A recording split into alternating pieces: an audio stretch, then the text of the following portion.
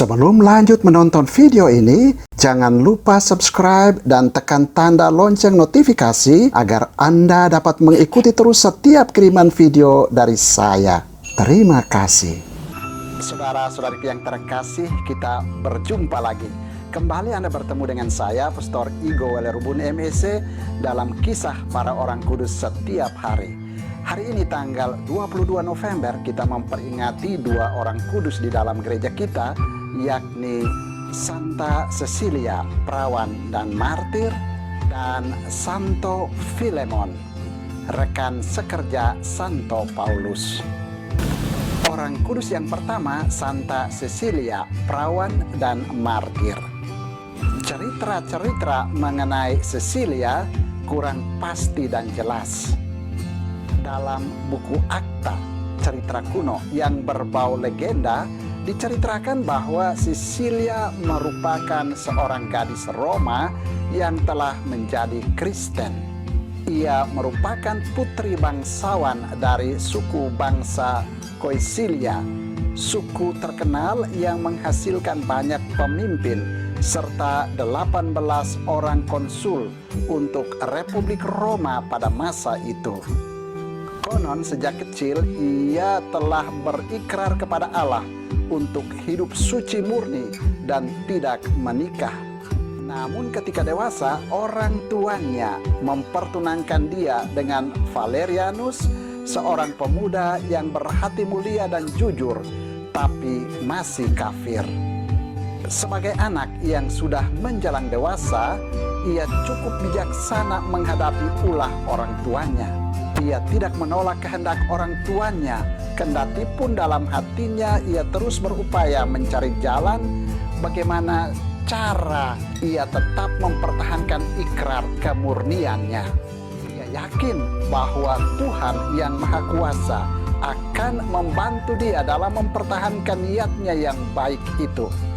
Dengan keyakinan itu, imannya tidak goyah sambil tetap menghormati kedua orang tuanya.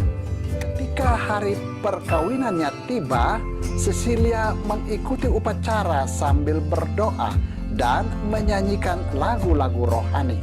Sementara itu, para tamu sudah datang dan bunyi musik pun sudah ramai terdengar.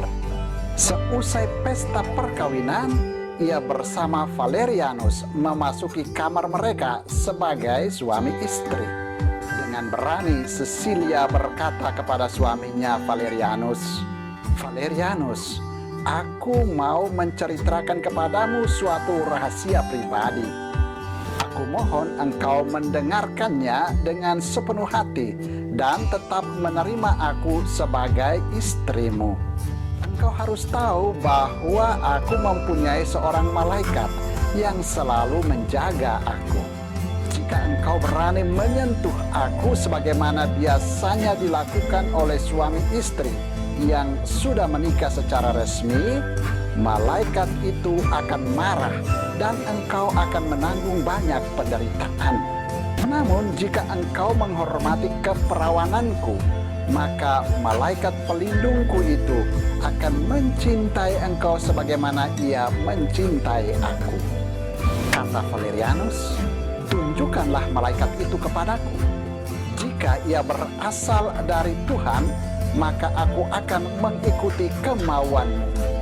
Jawab Cecilia, "Jika engkau percaya dan mau dibaptis menjadi Kristen, engkau akan melihat malaikat itu." Valerianus menyetujui usul Cecilia istrinya. Ia disuruh menghadap Paus Urbanus yang tinggal di Jalan Appia.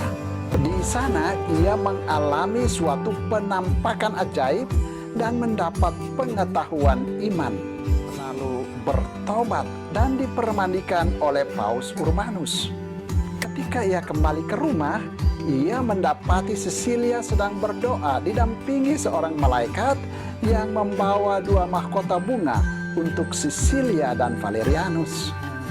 Valerianus sangat terharu menyaksikan peristiwa itu.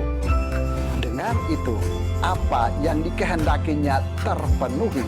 Ia melihat sendiri malaikat pelindung Cecilia istrinya.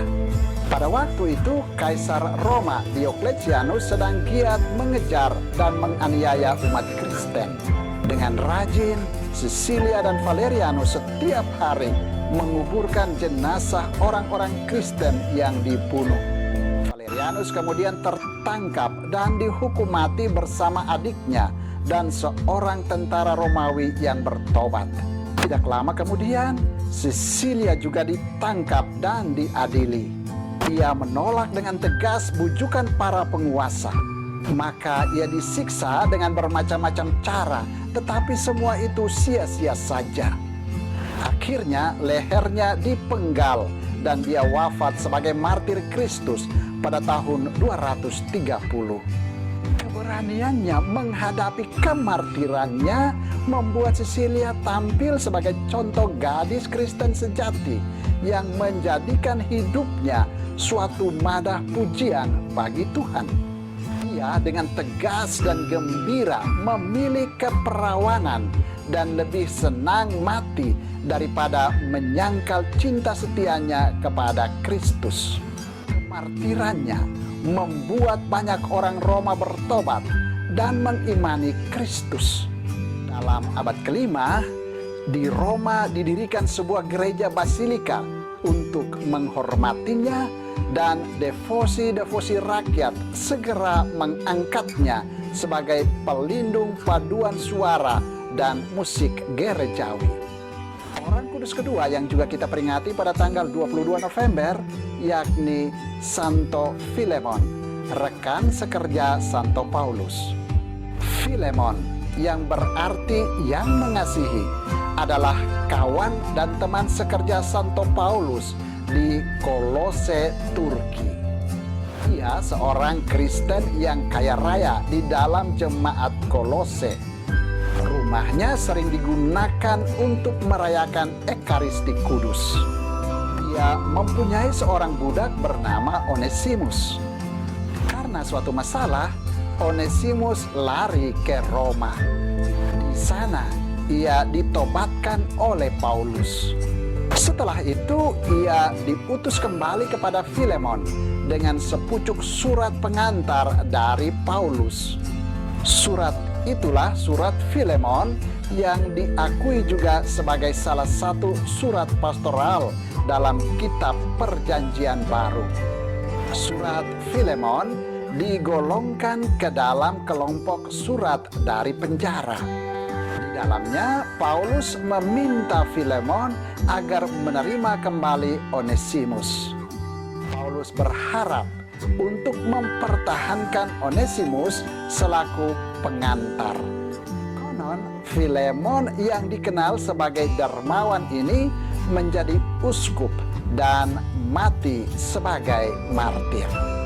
Saudara, demikianlah kedua orang kudus yang kita peringati pada tanggal 22 November, yakni Santa Cecilia, perawan dan martir, dan Santo Filemon, rekan sekerja Santo Paulus. Santa Cecilia dan Santo Filemon, doakanlah kami. Tuhan memberkati.